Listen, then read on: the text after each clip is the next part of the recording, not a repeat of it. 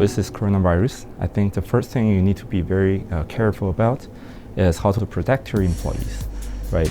It's not only about sending people who are sick back home and provide them incentive to do so, because a lot of times when they're sick, the mentality is like, hey, I don't wanna go back home because I'm not paid if I go back home. It's also about how to create a working environment that can still protect everyone, to make sure that nobody gets infected in the workplace. That's the first and foremost thing. The coronavirus definitely causes disruptions to the supply chain on several aspects. First of all, I think what makes this coronavirus different than previous diseases or disruptions is that it's the scale, the sheer scale. It's affecting, I think, both sides of things, meaning the supply and the demand. What is the consequence of this? The consequence of this is that a lot of small suppliers, small companies, their cash is running dry. And in this situation, it's very important for the government and for the big business partner in the supply chain to step up, right? To make sure that those vulnerable parties can get enough cash or loans to make sure that when everything is over, they can back to business. The third thing I would say is that you need to understand the exposure. You need to be able to understand your supply chain, your supplier. A lot of people predicted the companies will suffer from shortage to late March or beginning of April. That's because things are still going slow in China, and you actually see a lot of imbalance in the big ships. In China, they're not going anywhere because staff working in the harbor, in the port, and all the truck drivers, they're not coming back to work. So all the containers are not unloaded, not even let alone being loaded with new products. It's gonna take a while for the next shipment to leave China and to start sailing towards the United States and EU.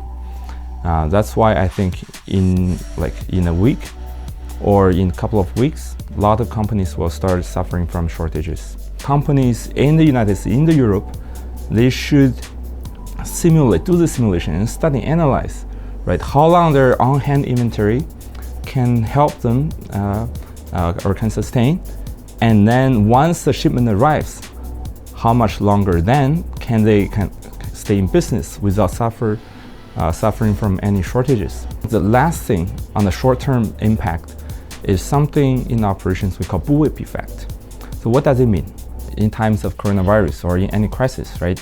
It's very common for those customers to enter panic mode. And if a customer asks for 1,000 masks, but they cannot get it, they know they can only get a fraction, probably they're gonna say, hey, let me get 15,000, right? Now retailers see this or suppliers see this, they don't know what is the real demand. And then very likely they're gonna overreact and they're gonna place another huge order to their own suppliers.